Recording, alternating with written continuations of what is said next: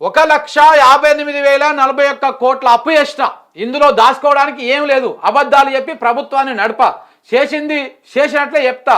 666 Warangal airport నేనే తెచ్చిన. 666 ఎప్పుడు స్టార్ట్ అయింది? నువ్వు ఎప్పుడు వచ్చినావు ముఖ్యమంత్రివి? వామ్మో, ఆరోగ్యం నిజంగానే బాగాలేదు. ఢిల్లీకి 30 సార్లు కాదు 300 సార్లు పోతా పో. అదే చెప్పినాం, మన కూడా చెప్పినాం. పైసలు నీవైతే ప్రాబ్లం అవుతుండే, పైసలు జనం సొమ్మాయే. ఇప్పుడు నువ్వు ఢిల్లీ ఫ్లైట్ ఎక్కినప్పల్లా నీ పెద్దమ్మ కూడా అనుకున్నటువంటి ఓ అర్రనా మీద కార్యక్రమం లేకపోతే గల్లపెట్ల పసలొడుస్తున్నాయి అనుకో, అప్పుడు బాధ అవుతుండే. ఎందుకురా ఊకే సిటీకి మాటికి పోయేది, ఫోన్లో మాట్లాడితే అయిపోతుంది కదా అని చెప్పేసి.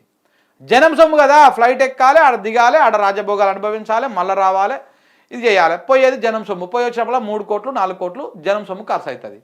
నీది కాదు కదా. నేను కలవని కేంద్ర మంత్రులు లేరు. అవు మరి మీరు పోయేదే బీజేపీ వాళ్ళని కలుస్తందుకు, మీరు పోయేదే ప్రధానమంత్రి మోడీని కలుస్తందుకు. బీజేపీ వాళ్ళని మిలాఖత్ కావాలి. ఇగో నాకు 20 మంది 30 మంది అని లిస్ట్ చెప్పాలి.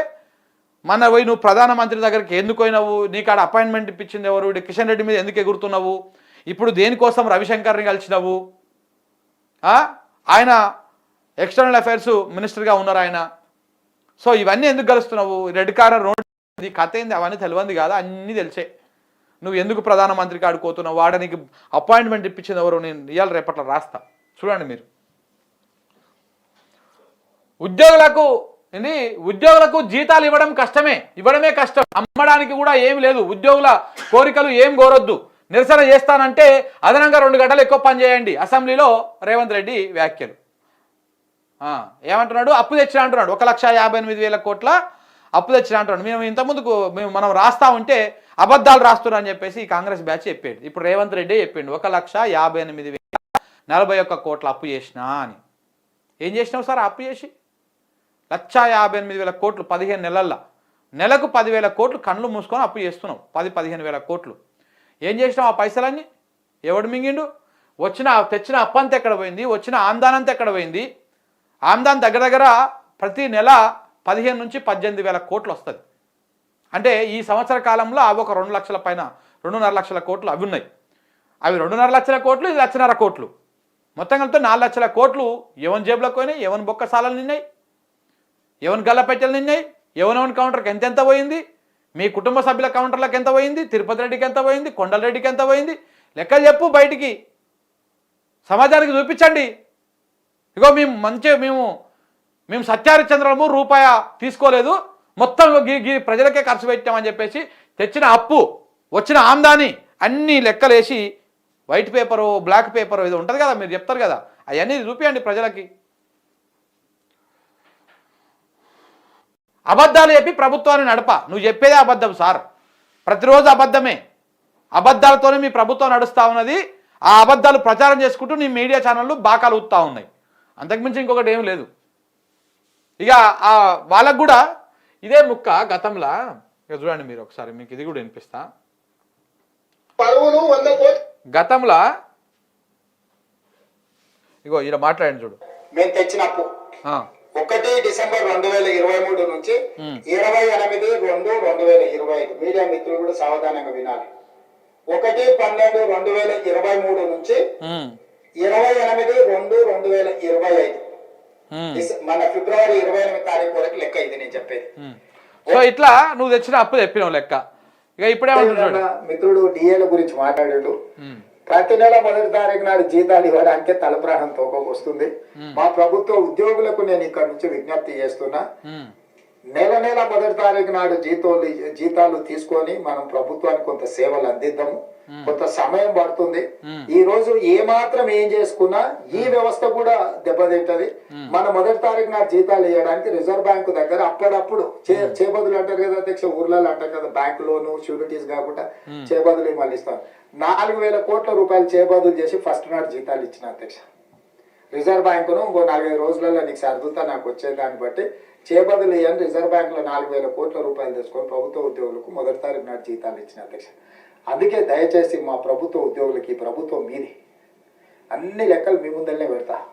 ఏది ఎట్లా పంచుదామో చెప్పండి, ఏది ఆపుదాం ఏది పంచుదాం. మీ లెజిటిమేట్ రైట్, డిఏలు కావచ్చు, కరువు భత్యం కావచ్చు, ఇవన్నీ మీ లెజిటిమేట్ రైటే. కానీ నిజమైన జీతభత్యాలు 1వ తారీఖు నాడు ఇవ్వడానికే నిస్సహాయ పరిస్థితి ఉంది. ఎంత చేతగాంతనం, ఎంత పరిపాలన దక్షత లేకపోవడము, చేతులెత్తేయడం, కాడి దింపేయడం అంటారు చూసినాం. అది చేతగానప్పుడు మీరు ఎందుకండి ముఖ్యమంత్రిగా? ఇదే ప్రభుత్వ ఉద్యోగులు కదా, టీచర్లు వీళ్ళందరూ పోయి కాంగ్రెస్ పార్టీకి వేయాలి ఓట్లు, కాంగ్రెస్ పార్టీకి వేయాలి ఓట్లు, కాంగ్రెస్ పార్టీకే మంచిగా సమ్మగా పెట్టి ఇట్లా సమ్మగా అయిందా ఇప్పుడు ఒకడొక్కడికి?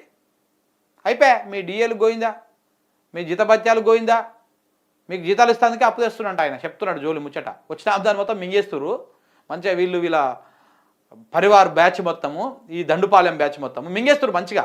అసలు ఎక్కడ తెలంగాణ రాష్ట్రం ఇప్పటికీ పేద రాష్ట్రం కాదు, ఇప్పటికీ ఆర్థికంగా ఇబ్బందుల రాష్ట్రం కాదు. వచ్చిన ఆమ్దాన్ని వచ్చినట్టు వీళ్ళు మింగుతురు కాబట్టి వీళ్ళకు జీతాలు ఇవ్వనీక, డిఏలు ఇవ్వనీక, ప్రజలకు సంక్షేమ పథకాలు అందించనీక పైసలు లేవు. ఎందుకు లేవు?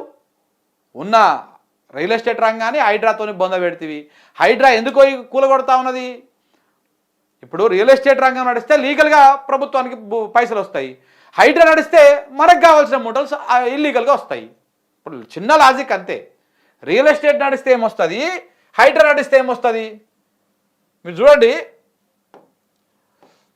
రియల్ ఎస్టేట్ నడిస్తేనేమో ట్యాక్స్ల రూపంలో ప్రభుత్వానికి ఆదాయం వస్తుంది, ఎవరికి? గవర్నమెంట్కి.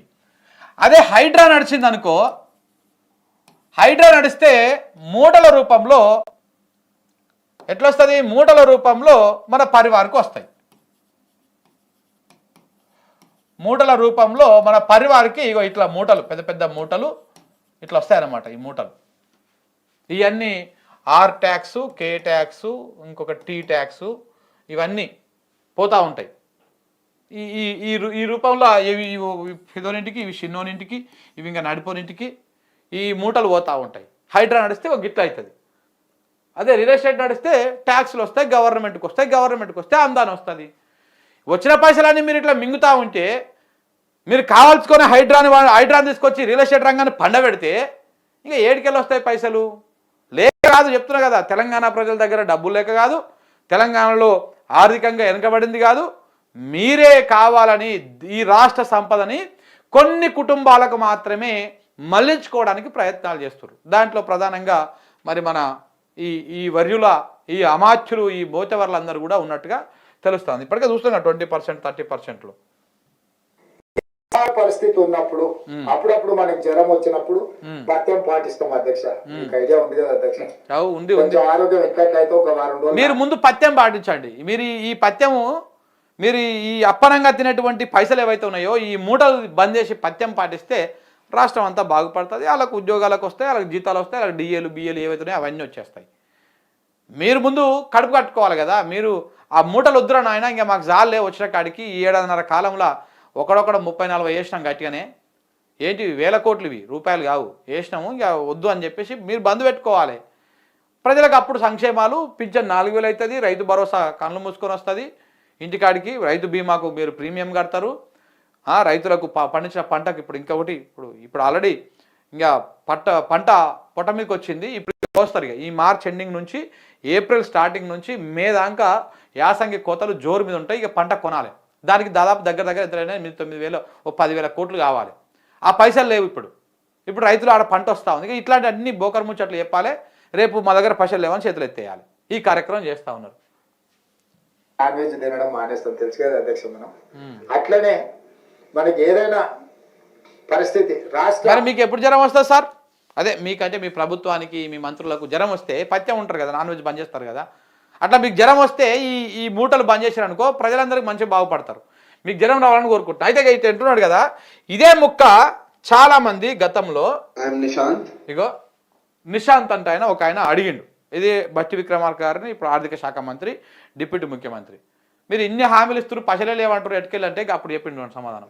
సార్, మీరు రాష్ట్ర ప్రజల కోసం రకరకాల హామీలు ఇచ్చారు, కానీ ఆ హామీలు నెరవేర్చడానికి ఖర్చు ఇప్పుడు రాష్ట్ర ఆదాయం కన్నా 3 ఉంది. అది రాష్ట్ర లైబిలిటీస్ మీద, రాష్ట్ర అప్పు మీద భారం పడుతుంది. అంటే ఏ యువత కోసం మీరు ఇన్ని హామీలు ఇచ్చారో చివరికి వారి మీదే భారం పడుతుంది కదా.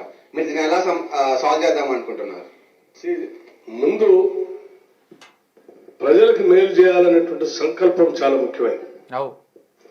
రెండు ఆదాయాలను సమకూర్చుకోవటంలో అపారమైనటువంటి అనుభవం ఉన్నటువంటి కాంగ్రెస్ పార్టీకి ఇది పెద్ద సమస్య కాదు. అది ఏమన్నాడు పాపం ఒక ఆయన అడిగితే మీరు ఇచ్చినటువంటి హామీలను చూస్తే అవి అమలు చేయాలంటే ఆ పైసలు ఎక్కేస్తే దగ్గర రాష్ట్ర బడ్జెట్కి 300 ఎక్కువ అవుతా ఉన్నది. మరి మీరు ఎట్లా అమలు చేస్తారు, దాంట్లో ఏం చేస్తారంటే మాకు ప్రజలకు మంచి చేయాలనే ఉద్దేశం ఉంది ఒకటి, ఇంకొకటి ఆదాయ వనరులను సమకూర్చుకోవడము, ఆ వ్యవహారం అంతా కాంగ్రెస్ పార్టీ తోపు దాంట్లో మాకు అది అలవాటే అని చెప్పేసి వారాలు చెప్పారు. ఇవాళ ముఖ్యమంత్రి ఏమంటాడు, అళ్ళకొయ్యి ఆడిపోయి ఆడ ఏ పైసలే లేవు మా దగ్గర, మీరే జీతాలు తీసుకొని కోరి ఆ డిఏలు ఏవి అడగకూరి, ఇంకా మొత్తం బంద్ పెట్టేస్తాం లేకపోతే అని చెప్పేసి డైరెక్ట్గా వార్నింగ్. ఇన్ని రకాలుగా కథ నడుస్తూ ఉందన్నమాట. సో కాబట్టి ఇక దాచుకోవడానికి అమ్ముకోవడానికి కూడా ఏమి లేదు, అంటే ఉన్నాయని అమ్మేస్తూనే ఉంటుంది, వచ్చాయని మింగేస్తూనే ఉంటుంది, ఇంకేడికెళ్ళి ఉంటాయి చెప్పండి.